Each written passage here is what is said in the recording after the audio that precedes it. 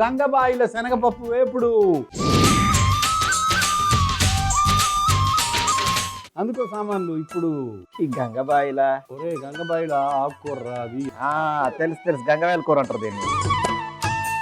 ఇదేమో మా ఊరు సైడ్ ఏమో ఇంకో కూర వేసుకుని తింటారు కదా, దీన్ని ఆవులకు బర్రెలకు వేస్తున్నారు. అవునురా, తినట్లేరు, మనుషులు కూడా తింటారు. అట్లే తినట్లేరు అటు సైడు. అయ్యో మేము తిననివి అని అంటున్నారు బాబాయ్. తినేవాళ్ళు తింటారు, నీకు తెలీదు. బాలింతలకి చాలా ఎక్కువ ఇస్తారు ఇది. మూకుడు ఎక్కించి పై మీద 6-7 గంటలు నూనె.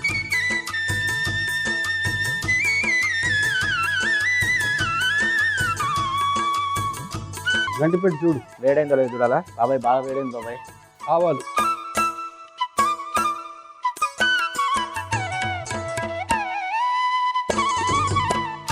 ఇప్పుడేంటి? ఆవాల తర్వాత జీలకర్ర, వెల్లుల్లి తురుము, అల్లం ముక్కలు,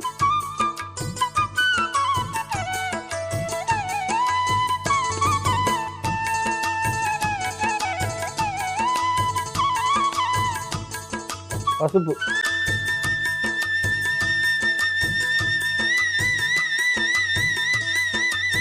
కరివేపాకు,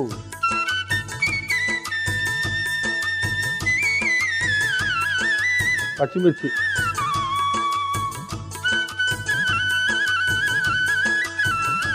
ఉల్లిపాయలు,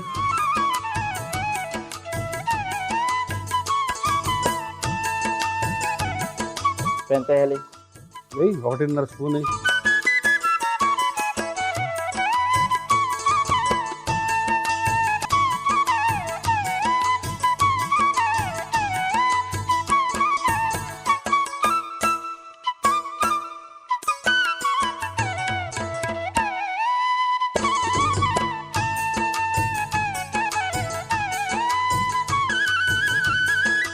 గంగబాయిల కూర వేద్దాం. గంగబాయిల కూర వేసి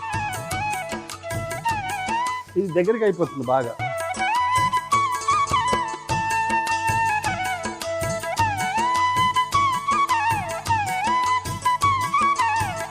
గట్టి మార్చు, గట్టి మార్చు. గరిట నాకు అవ్వట్లేదు. స్టీలు గరిట.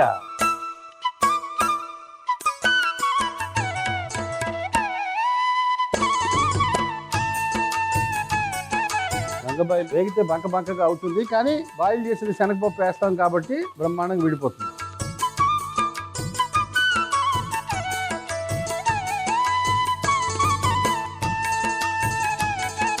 ధనియాల పొడి,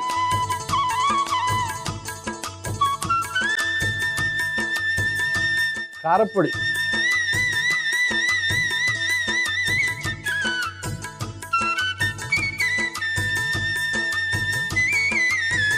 శనగపప్పు ఉడకబెట్టింది,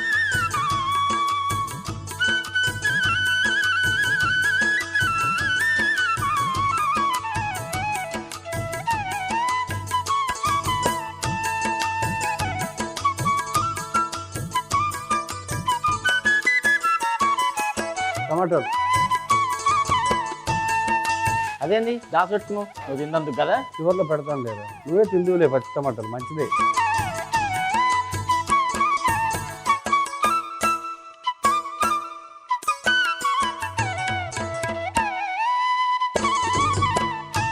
ఒక 5 నిమిషాలు అది మగ్గని బాగా వదిలి, ఆకుకూర కాబట్టి మూత పెట్టాల్సిన అవసరం లేదు, అలా వదిలేస్తే అవి కట్టేస్తుంది. అయిపోయిందా? బ్రహ్మాండంగా. ఏమైనా కలపాలి? ఒక్కరి ఇట్లా కలుపుతున్నా నిశ్చింతగా.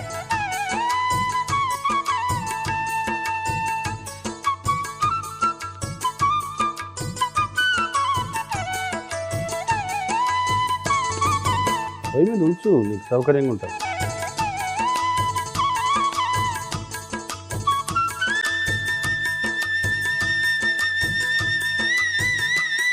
కొంచెం కొత్తిమీర, 2 టమాటా ముక్కలు, గంగబాయిల శనగపప్పు వేపుడు ఎలా తయారు చేస్తారు? గంగబాయిల శనగపప్పు వేపుడు ఎలా తయారు చేశానంటే, ముందుగా మూకుడులో నూనె వేసి వేడెక్కిన తర్వాత ఆవాలు, జీలకర్ర, వెల్లుల్లి తురుము, అల్లం ముక్కలు, పసుపు, కరివేపాకు, పచ్చిమిర్చి, ఉల్లిపాయలు, ఉప్పు వేసి బాగా కలిపి అందులోనే గంగబాయిల కూర కూడా వేసి దగ్గరకు వచ్చేంత వరకు వేయించి ధనియాల పొడి, కారం, ఉడికించిన శనగపప్పు, టమాటా ముక్కలు కూడా వేసి చిన్న మంటలో బాగా మగ్గనివ్వాలి. ఇలా మగ్గిన మిశ్రమాన్ని ఒక గిన్నెలోకి తీసుకొని పైనుండి కొత్తిమీర, టమాటా ముక్కలు వేసుకుంటే గంగబాయిల శనగపప్పు వేపుడు రెడీ.